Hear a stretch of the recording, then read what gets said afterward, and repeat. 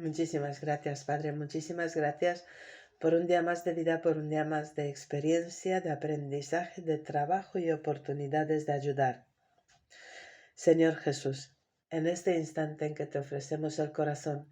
permite que nuestra alma se incline reverente para agradecerte las bendiciones de luz que tu grandiosa bondad nos concedió. En las jornadas de agonía eres el alimento de mis ansias, eres siempre mi compañero fiel. Me devolviste el ánimo cuando mis fuerzas flaqueaban. Te agradezco pues las instrucciones que me diste y te ruego acompáñame en tu misericordia con la gracia de tu bendición siempre. Es verdad que tuve el primer testamento, alianza, reglamentos sagrados del culto y un santuario terrestre y temporal, porque se hizo un primer tabernáculo en el cual estaban los candeleros y la mesa de los panes de la proposición, y esta parte es la que se llama el sancta o santuario. Seguíase detrás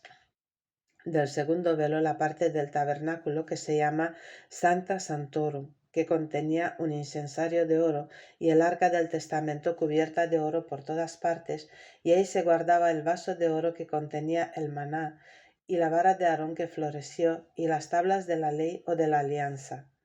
Y sobre el arca estaban los querubines gloriosos, haciendo sombra al propiciatorio,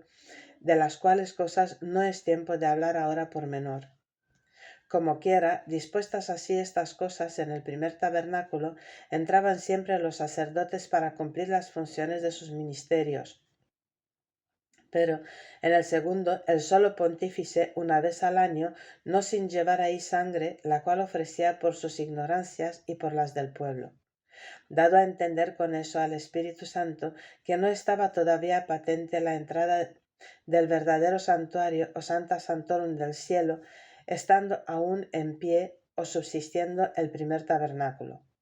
Todo lo cual era figura de lo que pasa ahora, y pasaba en aquel tiempo en los dones y sacrificios que se ofrecían, los cuales no podían purificar la conciencia de los que tributaban a Dios este culto, pues que no constituía sino en viandas y bebidas, y diferentes abluciones y ceremonias carnales que no fueron establecidas sino hasta el tiempo en que la ley sería cogida o reformada.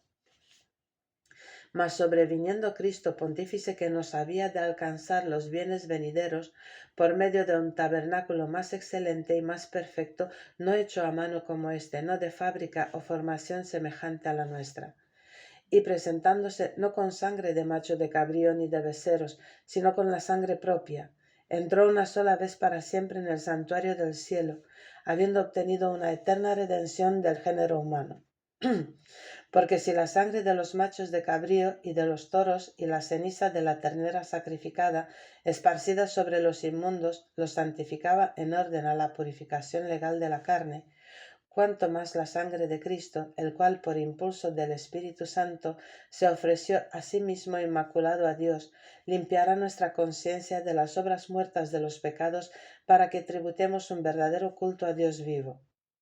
Y por eso es Jesús mediador de un nuevo testamento, a fin de que mediante su muerte, para expiación aún de las prevaricaciones cometidas en tiempo del primer testamento, reciba la herencia eterna prometida a los que han sido llamados de Dios.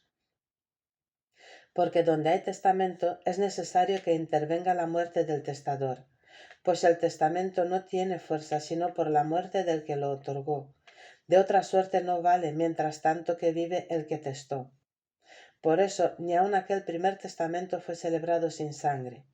puesto que Moisés, después que hubo leído todos los mandamientos de la ley a todo el pueblo, tomando de la sangre de los novillos y de los machos de cabrío mezclada con agua, lana tenida de carmesí o de grana, y el hisopo, roció al mismo libro de la ley, y también a todo el pueblo, diciendo: Esta es la sangre que servirá de sello del testamento que Dios os ha ordenado o hecho en favor vuestro. Y asimismo roció con sangre el tabernáculo y todos los vasos del ministerio. Y según la ley casi todas las cosas se purifican con sangre, y sin derramamiento de sangre no se hace la remisión. Fue pues necesario que las figuras de las cosas celestiales, eso es el tabernáculo y sus utensilios, se purificasen con tales ritos. Pero las mismas cosas celestiales lo deben ser con víctimas mejores que éstas, y así ha sucedido. porque no entró Jesús en el santuario hecho de mano de hombres que era figura del verdadero, sino que entró en el cielo mismo para presentarse ahora por nosotros en el acatamiento de Dios, y no para ofrecerse muchas veces a sí mismo, como entra el pontífice de año en año en el Sancta Sanctorum con sangre ajena y no propia.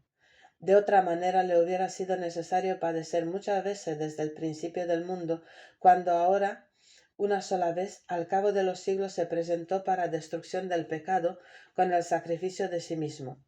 Y así como está decretado a los hombres el morir una sola vez y después el juicio, así también Cristo ha sido una sola vez inmolado u ofrecido en sacrificio para quitar de raíz los pecados de muchos, y otra vez aparecerá no para expiar los pecados ajenos, sino para dar la salud eterna a los que le esperan con viva fe.